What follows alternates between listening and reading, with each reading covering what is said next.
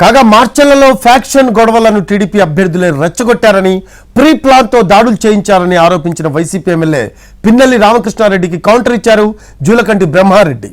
ఎన్నికలకు ముందే ఎమ్మెల్యే బెదిరింపులకు దిగారని, పోలింగ్ రోజు ఆ తర్వాత దాడులు చేయించింది కూడా పిన్నెల్లేనని ఆరోపించారు బ్రహ్మారెడ్డి.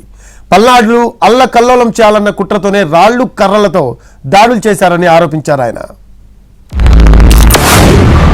ఎవరైతే ఈ బ్రహ్మారెడ్డి అనే వ్యక్తి చంద్రబాబు నాయుడు 2 సంవత్సరాల క్రితం ఇన్ఛార్జికి పంపించాడు, ఆ రోజు నుంచి కూడా మాచర్లలో మళ్ళీ వెనకటి ఫ్యాక్షన్ ఏదైతే రెచ్చగొట్టి ఫ్యాక్షన్ మట్టలకు దారితీసే పరిస్థితి.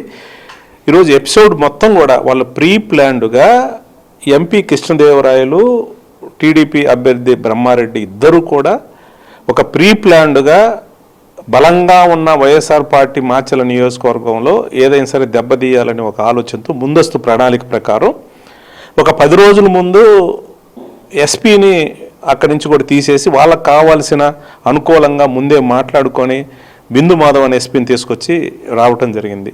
బిందు మాధవ్ ఎస్పీ ఛార్జ్ తీసుకున్న 2వ రోజే నా భార్య మీద ఎన్నికల ప్రచారం పోతే మహిళలను చూడకుండా కూడా దాడి చేసి గాయపరిచిన పరిస్థితి. స్పష్టంగా ఎమ్మెల్యేనే చెప్పాడు కదా, ఎన్నికల అనంతరం గంట తర్వాత 2 గంటల తర్వాత లేకపోతే కౌంటింగ్ తర్వాత నేను పొడి చేస్తాను, చంపేస్తాను, జనాల్ని ఒక్కొక్కటి సంగతి తేల్చేస్తానని అతనే చెప్పాడు కదా.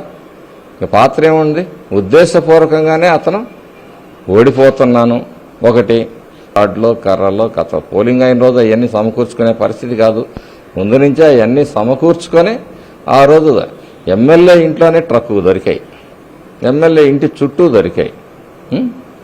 మరి దాని మీద ఏం కేసులు కట్టారు అంటే ఈ పల్నాడు ప్రాంతాన్ని మొత్తం అల్లకల్లోలం చేయాలని చెప్పేసి అతను ముందుగా ప్లాన్ వేసుకుని ఆ పథకం ప్రకారమే అన్నీ కూడా సేకరించుకొని పెట్టుకున్నాడు.